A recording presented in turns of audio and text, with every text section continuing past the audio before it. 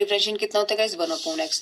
तो यहाँ के आपके पास 1/x, log x सेम रहा। अब x क्यूब का क्या लास्ट हमने निकाला था, x क्यूब का क्या होता है 3x स्क्वायर, क्योंकि x की पावर का डिफरेंशिएशन कितना होता है n x की पावर n माइनस के वन, n की वैल्यू कितनी है यहाँ पर 3x 3 माइनस 1 यानी कि 3x स्क्वायर। ठीक है ना, x से ये कट गया, आपके पास बचा x स्क्वायर, ये 3x स्क्वायर स्टार्टिंग में ले आओ, दोनों में से क्या कॉमन आ रहा है आपके पास x स्क्वायर, तो बस ये आपके पास आंसर है।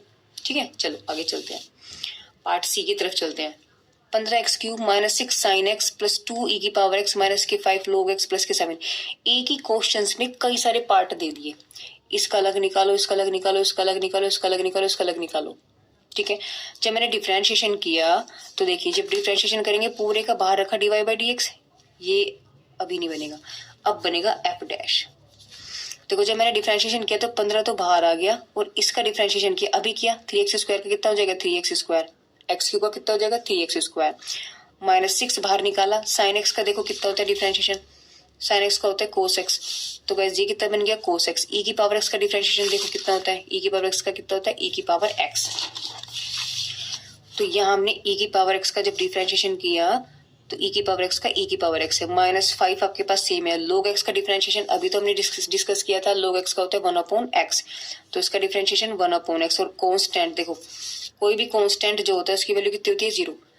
सबसे बड़ी बात यह है कि जो कांस्टेंट है, कांस्टेंट का मतलब होता है जिसमें x और y ऐसा कुछ नहीं होता, सिर्फ वो एक नंबर लिखा रहता है, उसे हम क्या कहते हैं कांस्टेंट। तो कांस्टेंट का डिफरेंशिएशन डायरेक्टली 0। अब यहाँ से 15 दिया 45 हो गए, 6 cos x हो गया, 2 ये और 5/x, बस यही आपका आंसर है। ठीक है, चलिए नेक्स्ट क्वेश्चन की तरफ चलते हैं। चलिए गाइस, अब आपके पास आपका चैप्टर आ गया मैक्सिमम मिनिमम। देखिए क्या करेंगे, पहला क्वेश्चन, पहली बात अगर हम करते हैं मैक्सिमम मिनिमम कैसे निकालते हैं उसको भी देखेंगे, पहले क्वेश्चन देख लेते हैं। आपको कोई क्वेश्चन दे दिया, कोई पॉलिनोमियल दिया है और दिया है कि उसका उच्चिष्ट मान इतना है और निम्निष्ट मान इतना है, ये आपको निकालना है। अब उच्चिष्ट और निम्निष्ट मान कैसे निकालते हैं, देखिए पहले क्या होता है, देखो आपको कोई फंक्शन गिवन होता है, आपको डी गिवन है, आप उस फंक्शन का क्या करेंगे, एक बार डिफरेंशिएशन करेंगे, नहीं एफ डैश निकालेंगे, फिर एफ डैश को 0 के बराबर रखेंगे और एक्स की वैल्यू को निकाल देंगे। अभी जो एक्स की वैल्यू होंगे इनको हम क्या कहते हैं क्रिटिकल पॉइंट्स कहते हैं, हम इसको हम कहते हैं क्रिटिकल पॉइंट्स। फिर जो एफ डैश एक्स था इसका फिर से डिफरेंशिएशन करेंगे और जो क्रिटिकल पॉइंट्स थे इसमें रखते चले जाएंगे, वैल्यू निकलती चली जाएगी।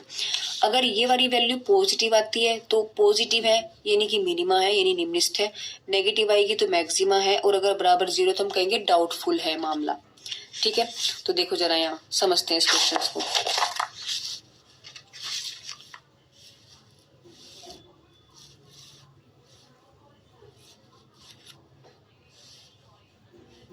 अगर हम इस क्वेश्चन की बात करते, देखो एफ एक्स आपके पास गिवन है, तो अभी मैंने क्या दिया था, दिया है एफ एक्स यानी फंक्शन आपको गिवन रहेगा, फिर हमें क्या करना है उस फंक्शन का एक बार डिफरेंशिएशन, तो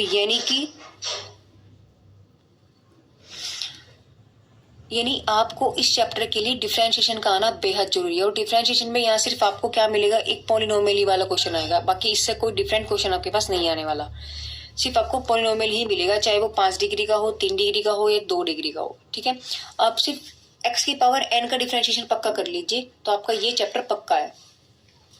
देखो हमने क्या कहा था, देखो गिवन है एफ एक्स आपको गिवन है, फिर आपको क्या करना है इसका एक बार डिफरेंशिएशन करना है। तो इसका जब मैंने डिफरेंशिएशन किया, देखो 2 तो जुगा तो एक्स क्यूब का कितना होता है, देखो इसको हम करके दिखा देते हैं, 2 एक्स क्यूब का कितना होता है 3x square minus 15 x square कितना हो जाएगा आपके पास गाइस 2x, अभी लास्ट पढ़ के तो आए हैं एक्स की पावर n से, और प्लस के 24 एक्स की पावर कितनी, एक्स का डिफरेंशिएशन हो गया आपके पास 1, और प्लस ये आपके पास क्या है 0, तो यानी 3 दूनी 6 एक्स स्क्वायर माइनस 15 दूनी 30 एक्स प्लस के 24, यानी ये आपके पास इसका डिफरेंशिएशन कितना निकल गया 6 x square minus 30 x plus के 24। ठीक है, अब हमने क्या बोला था, एफ डैश एक्स को 0 के बराबर रखना है, यानी इसकी वैल्यू किसके बराबर रखेंगे 0 के।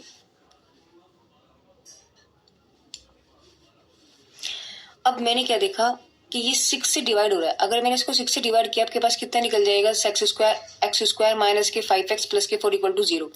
4 के ऐसे टुकड़े जिनका सम करके 5 आ जाए, यानी कि 4 एकम 4, x की मल्टीप्लाई अंदर कर दी, आपके पास बन गया x square minus 4x minus x plus 4, यहाँ से x कॉमन लिया, यहाँ से -1 कॉमन लिया, आपके पास x माइनस 1 यानी x की वैल्यू जो आई आपके पास 1 और 4 आई, यानी कि ये आपके पास क्या होंगे क्रिटिकल पॉइंट्स होंगे। अब यहाँ से देखो उन्होंने क्या बोला था, आपके पास x के मान निकल जाएंगे, इन x के मान को कहाँ रखना है हमें डबल डैश एक्स में, तो यानी इसका मतलब इसका फिर से डिफरेंशिएशन करेंगे, यानी इस समीकरण नंबर 1 का फिर से डिफरेंशिएशन किया तो देखो एक्स का हो गया 1 और ये आपके पास कांस्टेंट है तो 0, तो यानी 6 दूनी 12, तो 12x माइनस के 30 ये वैल्यू निकल गई। अब इसमें एक बार x बराबर 1 रखा फिर 4 रखा, जब मैंने 1 रखा तो आपके पास कितना निकल गया, देखो 12 माइनस 30 यानी कि नेगेटिव आएगा, जो भी कुछ आएगा वो नेगेटिव आएगा, ठीक है। और नेगेटिव का मतलब क्या है, अगर आपके पास नेगेटिव आया तो मैक्सिमा है, तो हमने क्या कहा x बराबर 1 पर फलन क्या आपके पास उचिष्ट है, ठीक है। और जब मैंने 4 रखा इस वाली वैल्यू में, तो 12 चौक 48 माइनस 30 यानी कि आपके पास पॉजिटिव आएगा, यानी ये आपके पास नेगेटिव आया है और ये आपके पास पॉजिटिव आया है। नेगेटिव है तो मैक्सिमा है, पॉजिटिव है तो आपके पास मिनिमा, यानी x बराबर 4 पर आपके पास फंक्शन मिनिमम है, यानी कि निम्निष्ठ है। अब इसने ये तो हमें पता लग गया कि 1 पर मेरे पास मैक्सिमा है और 4 पर मेरे पास मिनिमा है, बट इसने मान पूछे थे, इसने क्या बोला है, इसने बोला है उच्चिष्ट मान इतना है और निम्निष्ठ मान इतना है, यानी इसने हमसे वो वैल्यू पूछी है कि मैक्सिमम वैल्यू कितनी आई और मिनिमम वैल्यू कितनी आई। अब इस क्वेश्चन को करने के लिए, इस पार्ट को करने के लिए हम क्या करेंगे, देखो x1 पर मेरे पास कितना है मैक्सिमम आया, इस 1 को उठा करके इसमें रख दो, गिवन इस वाली समीकरण में a में, तो जब मैंने रखा सोल्व करने के बाद 12 आ गया, देखो जहां जहां x था वहां मैंने 1 उठा के रखा, आपके पास कितना है 12, तो वो जो वैल्यू बात, क्योंकि 1 पर क्या था उचिष्ट था, तो 1 पर रखने पर जो वैल्यू आई वो उचिष्ट मान होगी। अब 4 रखने पर मिनिमम आया था, तो मैंने इसी वाली वैल्यू को इसमें रखा, यानी कि a में ही रख दिया, तो सोल्व करके मेरे पास कितना आया माइनस के 15, तो 4 पर मिनिमम था, तो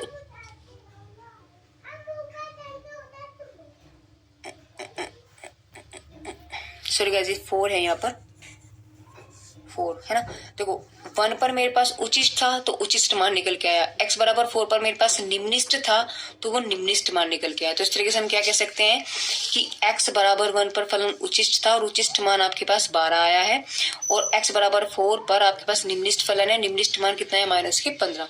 और गाइस यही हमसे पूछ भी रहा था, देखिए उचिष्ट मान 12 है और निम्निष्ठ मान आपके पास माइनस के 15 है, ठीक है। जल्दी से आप इस क्वेश्चन का स्क्रीनशॉट ले लीजिए, फिर आगे चलते हैं।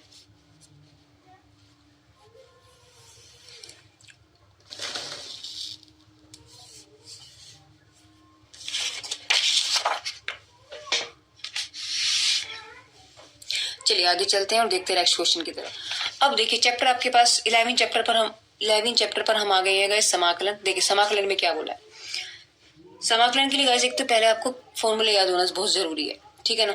देखो क्या करेंगे, इन्होंने क्वेश्चन दिया है 5x4 + 3x² + 2x, इसका आपको क्या करना है समाकलन करना है, इसका इंटीग्रेशन निकालना है। सबसे पहली बात क्या है कि आपको जब तक फॉर्मूले याद नहीं होंगे गाइस, आप इन चैप्टर्स को आप कर नहीं पाएंगे, है ना।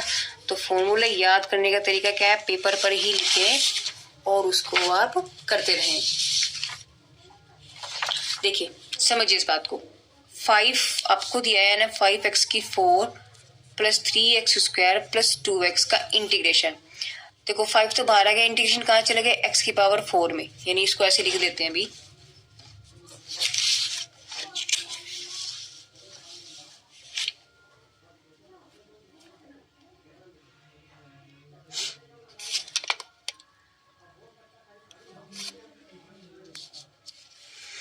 देखिए 5 बाहर निकाला हमने और x⁴ dx, 3 बाहर निकाला x² dx, 2 बाहर निकाला x dx।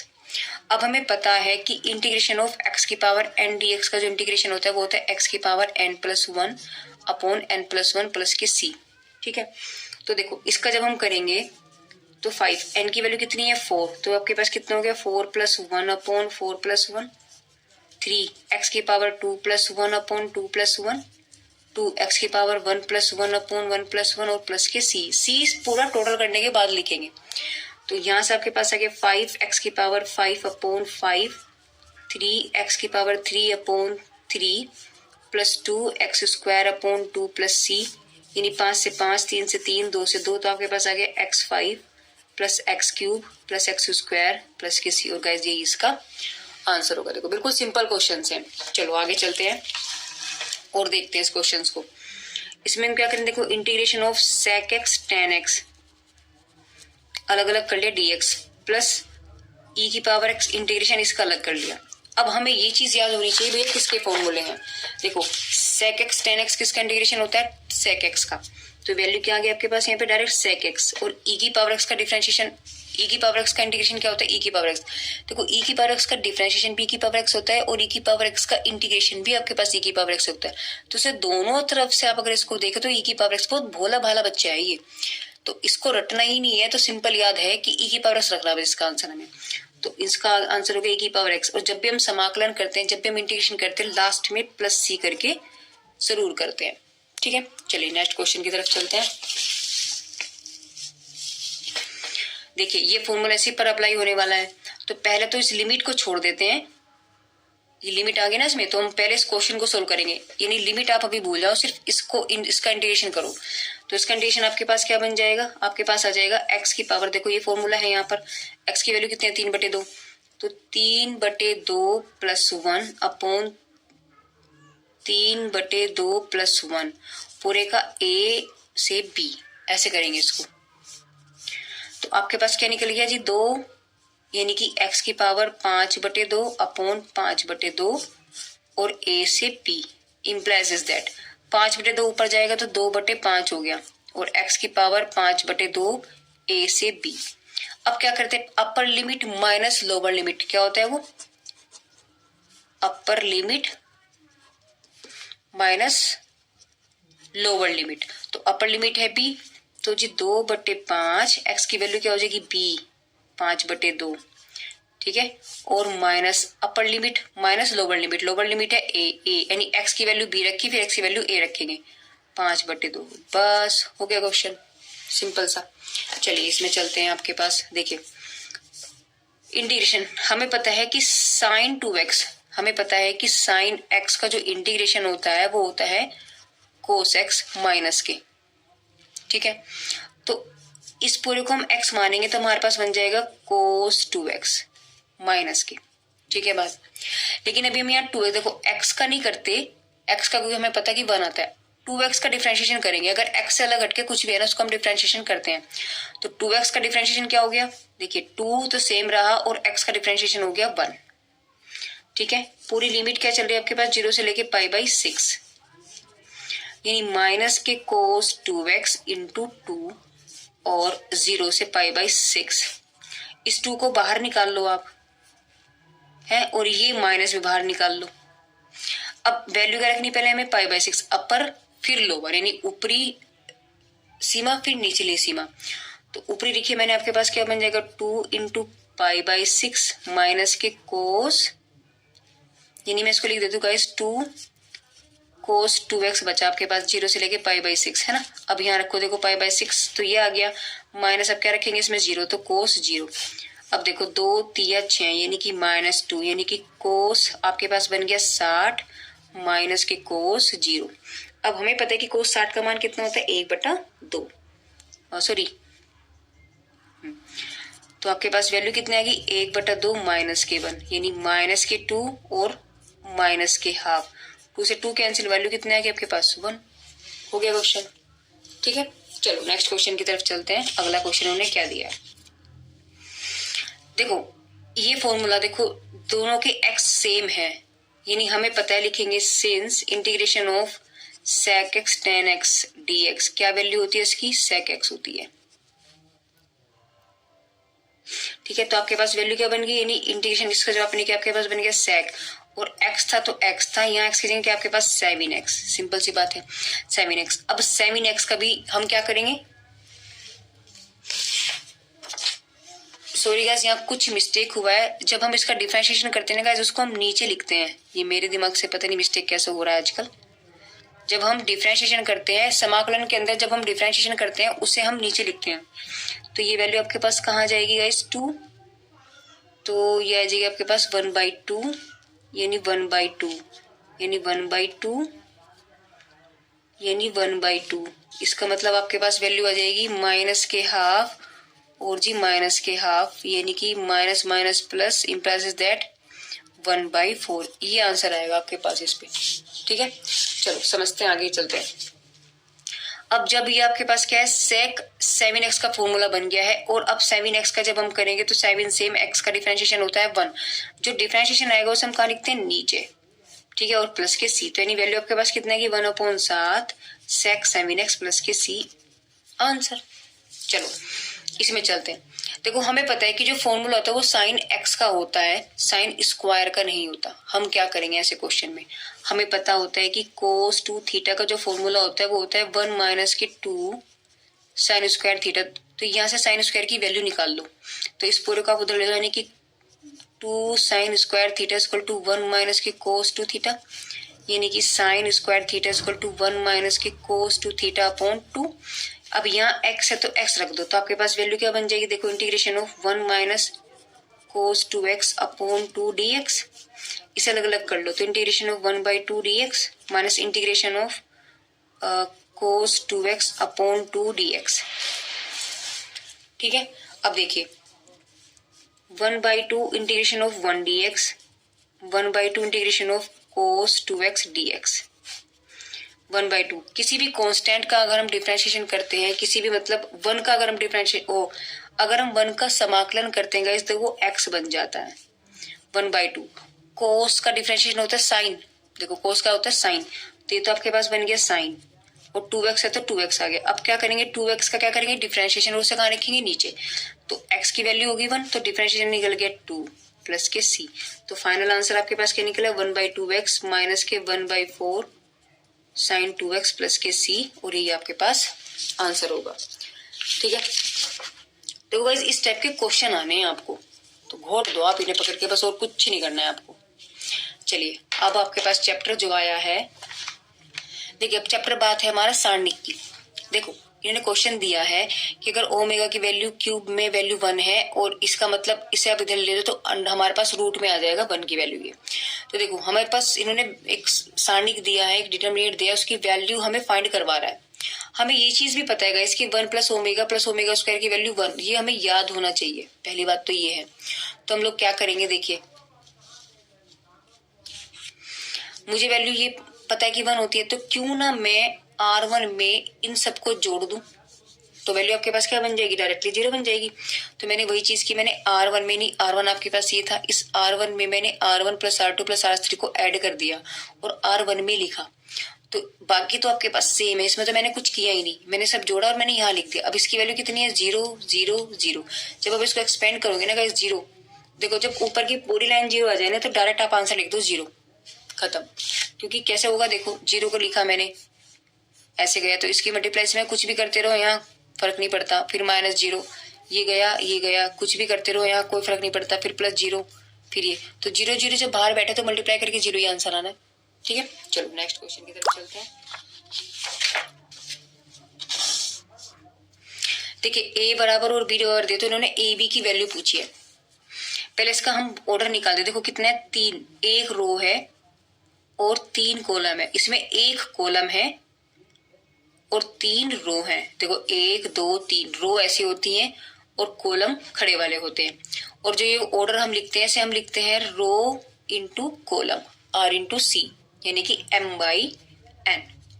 ठीक है, तो देखो मेरे पास, हमने आपको एक दिन बताया था कि अगर आपके पास जैसे ये 1 इंटू 3 है और ये 3 इंटू 1 है, अंदर की ये मैचिंग होनी चाहिए। अगर ये मैच हो रहा है तो मल्टीप्लाई आपके पास पॉसिबल है, अदरवाइज नहीं। और जो बाहर वाले हैं वो क्या बताते हैं, नहीं 1/1 क्या आएगा, इसके पास आपका ऑर्डर आएगा, यानी जो आंसर आएगा ये आंसर का ऑर्डर आएगा आपके पास। तो हमने वही चीज की, देखो मल्टीप्लाई की ऐसे और ऐसे, जब ऐसे और ऐसे करते हैं तो 3 दूनी 6 है ना, प्लस 1 इंटू 3 3 हो गया, और 2 एकम 2, तो 6 3 2 कितना हो गया टोटल 11। तो बस ये आपके पास 1/1, यानी एक रो, पहली रो का पहला कॉलम, तो पहला नंबर बनेगा आपके पास। ठीक है, चलिए ये क्वेश्चन भी बहुत इंपॉर्टेंट है आपके पास, क्रैमर रूल। आप क्रैमर रूल को समझिए किस तरीके से करना होता है। क्रैमर रूल के अनुसार हम XYZ की वैल्यू निकालते हैं, यानी कि 3 अगर आपको इक्वेशन गिवन रहेंगे उसमें हम तीनों वैल्यूज जो है उनको निकालते हैं। तो कैसे निकालेंगे, देखो पहले तो वह जो आपके पास इनके कोफिशिएंट है ना, उसको लिख देते हैं x x x y z, यानी ये x है, ये y है, ये z है। x का कोफिशिएंट 2 -1 3, 2 -1 3, y के हो गए -1 2 1 ठीक है, और z हो गया 314, 314। क्लियर है बात? अब देखो आगे क्या करेंगे हम। इसका मैंने डिटर्मिनेट निकाल दिया, यानी 2 को मैंने सेम रखा, इसकी मल्टीप्लाई में इसकी मल्टीप्लाई में, माइनस के 4 दूनी 8, माइनस के 1। अब यहाँ क्या होता है, ये प्लस होता है, ये माइनस होता है, ये प्लस होता है, तो माइनस माइनस हो गया आपके पास प्लस 1। इसको मैंने कवर्ड किया तो -4 -1 यानी +4 हो गया, इसकी इसमें मल्टीप्लाई की 3 हो गया। अब यहाँ मैंने 3 लिखा, 3 को कवर्ड किया तो 1 माइनस के 6 हो गया, क्योंकि माइनस के 1 है और माइनस के 6, तो यानी आपके पास हुआ -9 यानी कि 2 -9 1 3 और 3 इंटू माइनस के 7, तो -21 माइनस सोल्व करके आपके पास माइनस का 38 आ गया। ठीक है, यानी डिटरमिनेट तो मेरे पास निकल गया। डिटरमिनेट को हमने क्या माना यहाँ पर, डेल्टा। अब निकालेंगे डेल्टा 1। देखो डेल्टा 1 की अगर हम बात करते हैं तो पहले वाले में उठा करके ये वाली वैल्यू रख दो, इसकी जगह तो देखो ये रख दी, बाकी सब कुछ सेम है। फिर इसका मैंने डिटरमिनेट निकाला, सोल्व किया। अब आ गया है नया घड़ी।